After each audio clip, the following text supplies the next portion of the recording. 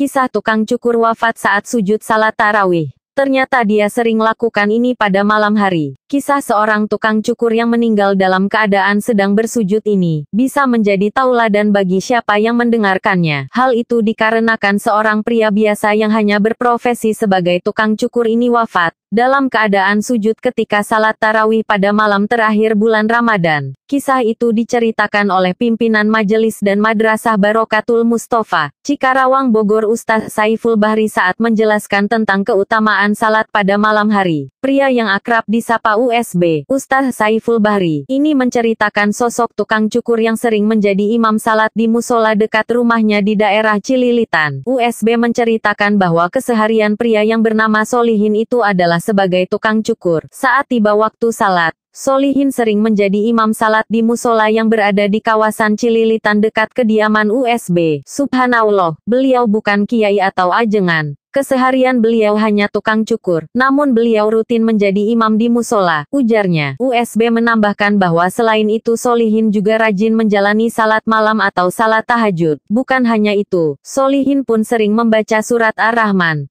Tabarak dan membaca Al-Quran pada malam hari. Saya hafal betul itu keseharian beliau, apalagi ketika malam hari beliau rajin sekali sholat malamnya dan baca Al-Qurannya. Menjelang subuh biasanya beliau tidur sebentar dan saat subuh beliau sudah bangun untuk jadi imam. Katanya, di usianya yang hampir 60 tahun Solihin pun pamit untuk pulang kampung ke Tasikmalaya. Karena menurut USB saat itu Solihin sudah sepuh dan ingin beraktivitas di kampung halamannya di Tasikmalaya. Beliau waktu itu pamit karena ingin tinggal di kampung, dan saya masih tetap berkomunikasi dengan beliau. Terus keluarga saya, abah saya dapat kabar setelah beberapa bulan katanya beliau sakit. Setelah itu selang beberapa bulan kami mendapat kabar beliau wafat dalam keadaan sujud ketika salat tarawih malam terakhir pada bulan Ramadan. Katanya, USB mengatakan bahwa kejadian itu sudah berlangsung beberapa tahun lalu. Namun kisah itu masih terus diingatnya karena bisa menjadi tauladan untuk umat muslim untuk meningkatkan ibadah serta keimanan kepada Allah. Jadi seperti janji Allah, bahwa siapa yang melaksanakan salat pada sepertiga malam itu akan diangkat derajatnya di dunia ataupun di akhirat. Doa-doanya akan terkabul, ya seperti kisah almarhum Pak Solihin itu. Meski hanya tukang cukur tapi Allah tinggikan derajatnya. Insya Allah beliau husnul khotimah, ucapnya.